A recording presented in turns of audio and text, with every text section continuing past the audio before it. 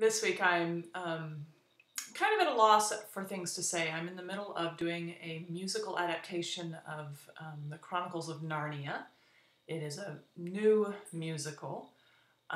It is an interesting experience for me because we are working from predetermined tracks. So everything that I'm doing is already decided. Everything that I have to do has already, what came in on the CD, I just have to teach. So it's an interesting experience for me not to really have control over tempos, to have control over whether we're going to slow down or speed up here, any of the dramatic things I might do as a conductor or music director has already been determined for me. So I'm reduced to simply teaching people notes and teaching people the timings that are already on the track. And that's a huge challenge.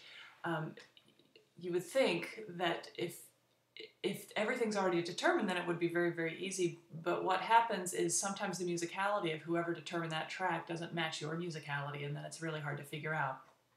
Some of the timings of the endings of songs are kind of polar opposite of what I would do as a musician. It doesn't mean they're wrong.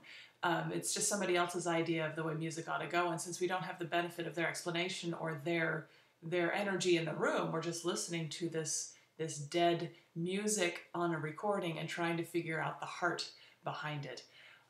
So I often spend my time in music situations saying, oh, you don't need a conductor. You don't need a conductor. They're not necessary. But in this case, I really would want the guy or the gal who created these tracks to come in and wave their arms around a little bit so I could see where the musicality comes from. So I could see what the physicality of why they chose this tempo here and this tempo here, and why they chose to ignore this ritardando in this measure that's marked, and instead accelerando in that measure that's marked ritardando. Again, I'm not saying any of it is wrong. It's just when you look at a score and you expect to hear and see something in your head, it's amazing how different that vision can be when somebody else is realizing it, and how difficult it is to understand that vision when you haven't had the benefit of working with the person who has created it.